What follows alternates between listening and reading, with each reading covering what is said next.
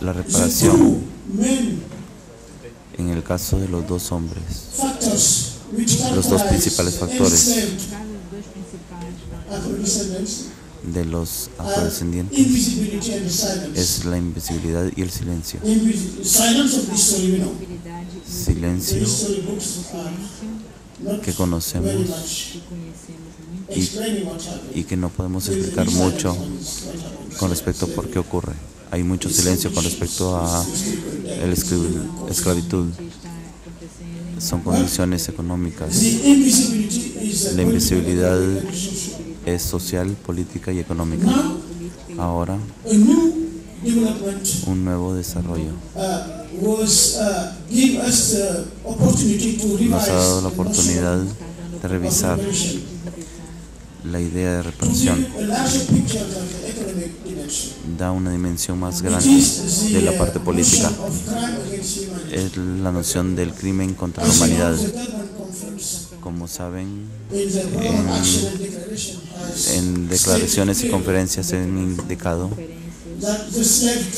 que la trata de esclavos es un crimen contra la humanidad. Algunos países han decidido poner esta noción de crimen contra la humanidad en la legislación interior. ¿Pero qué crimen? ¿Cómo podemos declarar un crimen contra la humanidad si en verdad no se documenta? Porque sabemos que el silencio alrededor de la esclavitud hizo que el crimen fuera difícil de evaluar completamente en forma precisa. El costo humano, cuántos africanos fueron tomados de sus comunidades de África, cuántos se pusieron en los barcos y en los fuertes, cuántos murieron en el paso, cuántos llegaron vivos a las Américas, cuál fue la condición exacta de su secuestro. Todo esto en los 3 o 4 siglos de esclavitud. Es muy importante cuando hablamos de crímenes de la humanidad que se documenten. Documentar el crimen nos da la oportunidad de evaluar muchas dimensiones, incluyendo el factor económico. Documentar un crimen. Eso es por lo que mi primera posición es de que tenemos que asegurar una reparación a las familias. Una es una reparación moral y ética, y esto se lleva a cabo con la noción de crimen contra la humanidad. La necesidad de apoyar la reparación nacional, más allá de la económica y de la social. Para mí la final es una razón moral y la posibilidad o incluso la idea moral de que la violencia extrema afecta y debe ser considerada como el sistema más brutal en la historia humana. ¿Cómo puede ser puesto en términos de compensación económica? ¿Cómo puede alguien decidir que esta cantidad de dinero de reparación financiera va a ayudar a reparar en verdad el costo humano de la sociedad? Y yo creo que aceptar esa noción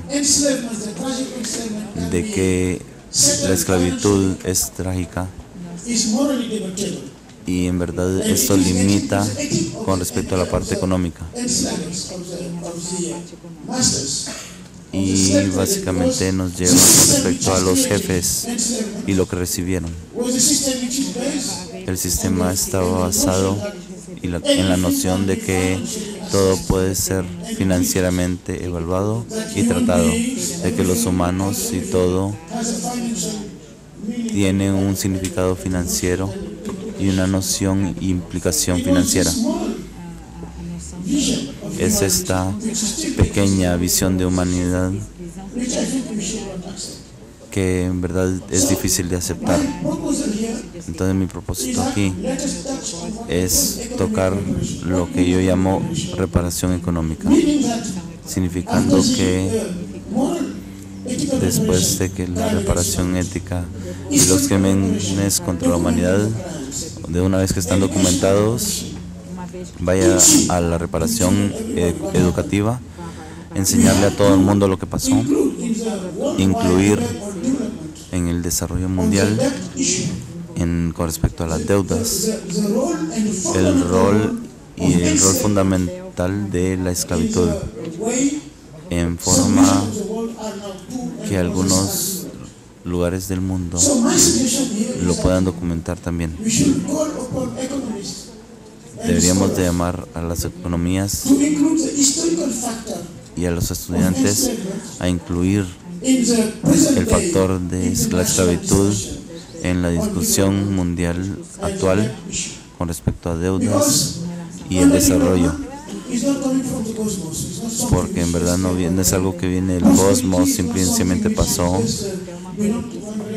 no es algo que vino, y tenemos que ver que la prosperidad en el futuro tiene una historia pasada. Tenemos que saber dónde comenzó, todas las moralidades que llevó a ello. Entonces, documentación científica, esta dimensión tiene el rol de ver cómo afectó la colonización y la esclavitud en costo humano, y tiene que ser documentado objetivamente para ver aspectos de desarrollo internacional con respecto a ello, y es muy importante, y así poder en verdad ir más allá de la noción de reparación financiera solamente.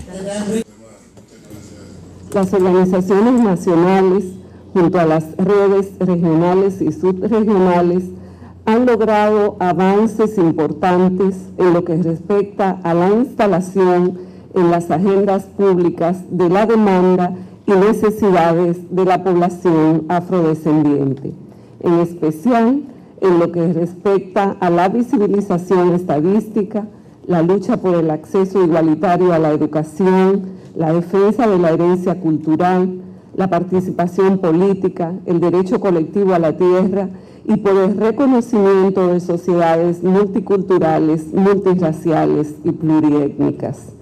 Estas y otras demandas han figurado de manera importante en el escenario político de la mayoría de países de la región.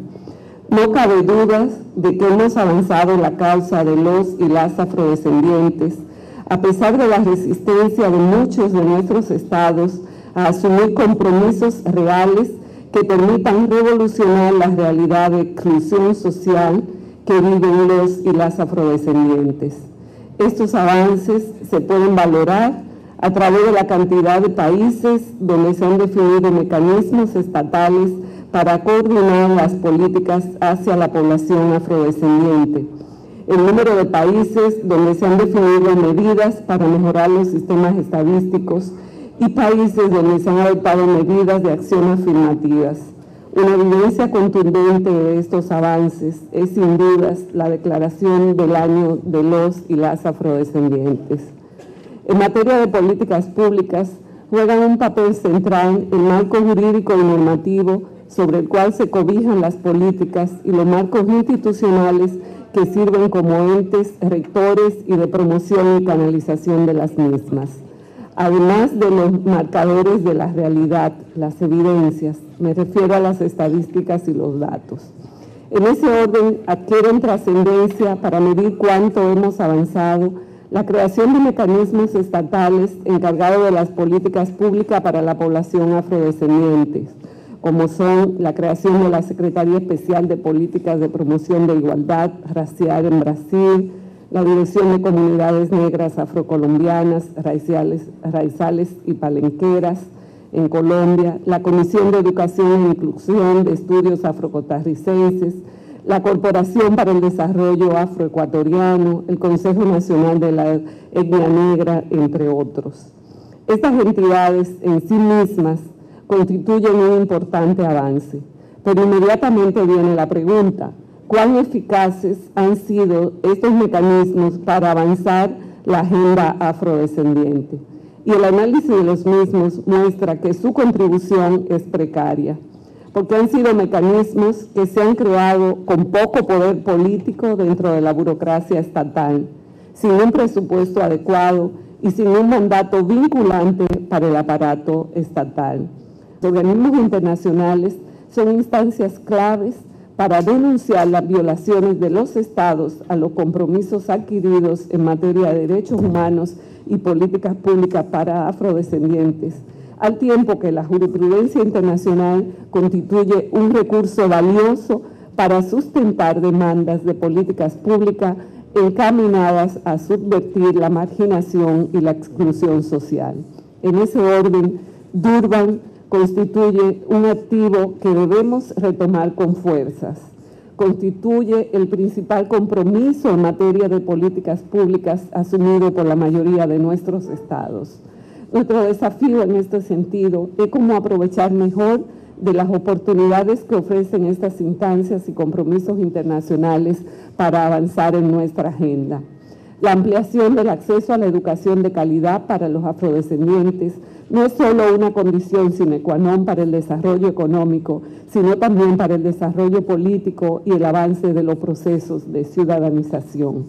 Las evidencias del fracaso del modelo económico neoliberal está a la vista, pero sea cual sea el modelo económico, se requiere de políticas económicas que reconozcan la deuda social de reparación económica para afrodescendientes.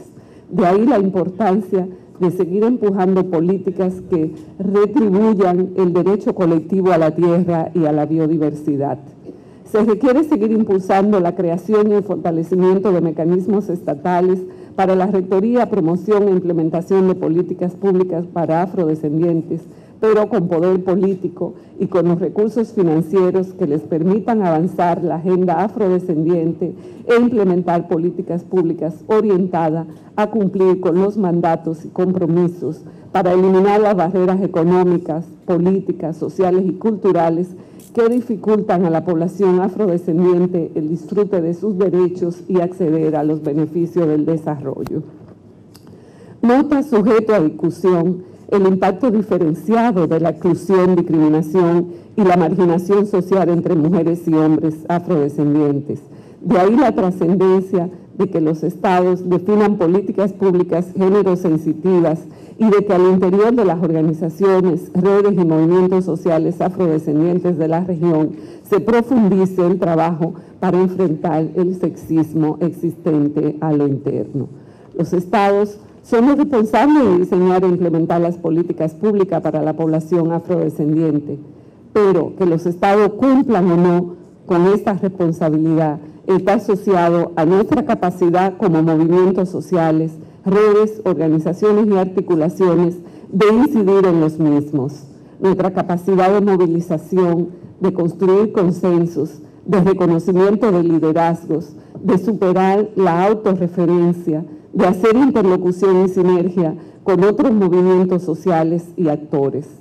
Y finalmente, entender que no somos las víctimas de la historia, sino la grandeza del pasado, la fuerza del presente y el poder del futuro. Muchas gracias.